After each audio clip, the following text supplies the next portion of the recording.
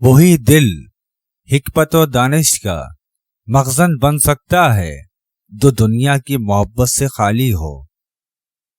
صوفی وہ ہے جس سے ہر شے صاف ہو جائے اور خود اس کو کوئی آلودہ نہ کر سکے۔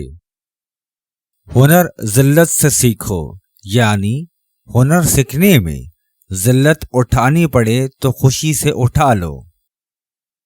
دوسروں کی بھلائی کرتے وقت یہ سوچا کرو کہ تم اپنے ساتھ بھلائی کر رہے ہو۔ اے بے خبر، آہستہ آہستہ اہل اللہ کے دن کے نور سے مانوس ہو جا تاکہ تو ان کے کمالات سے فیض حاصل کر لے، ورنہ تو چمگادڑ کی طرح نور سے محروم رہے گا۔ جب تو مرض میں مبتلا ہوتا ہے تو اپنے گناہوں کی معافی مانگتا ہے، اس بات کا ثبوت ہے کہ تیری بیماری نے تجھے غفلت سے جگا کر باہوش کر دیا ہے۔ جس جگہ اللہ چاہے وہاں عقل بادل کی طرح برستی ہے اور جہاں اس کا غصہ پاتی ہے بھاگ جاتی ہے۔ اے بہادر، عقل شہوت کے خلاف ہے۔ جو عقل شہوت پر مائل ہو اس کو عقل نہ کہو بلکہ اس کو وہم کہو۔ جو شہوت کا فقیر ہے وہم کھوٹا ہے اور عقل کا سونا کھرا ہے۔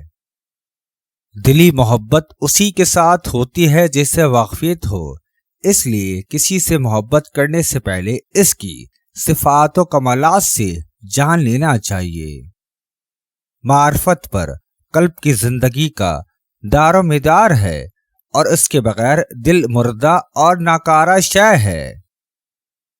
لقمہ کھانے میں احتیاط رکھیں، یہ ٹھیک نہیں کہ جو کچھ آیا اور جس جگہ سے آیا جلدی سے کھا لیا، حلال اور حرام کا کچھ لحاظ نہ کیا۔ کام کا وقت جوانی کا زمانہ ہے۔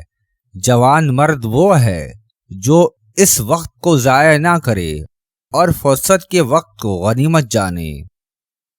یہ دنیا ایک شیطان کی دکان کی مانند ہے، اس میں سے کچھ نہ لو۔ اگر تم نے کچھ لے لیا تو جان لو شیطان تمہارا پیچھا کرتے ہوئے تم تک آ پہنچے گا۔ رات کو سوتے وقت کاجو، ہریسہ اور بھیڑ کا دودھ پیا کریں، چیزیں کھایا کرو، تمہاری بیوی تم سے راضی رہے گی۔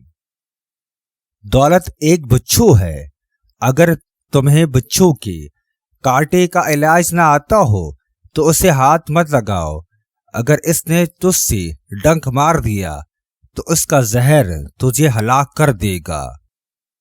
ایمان ہر خواہش کو مغلوب کرتا اور ہر آرزو کو دباتا ہے، وہی نفس کو بغیر کسی اور رہنما کی اللہ کی رضامندی طلب کرنے کے لیے رجوع کرتا ہے۔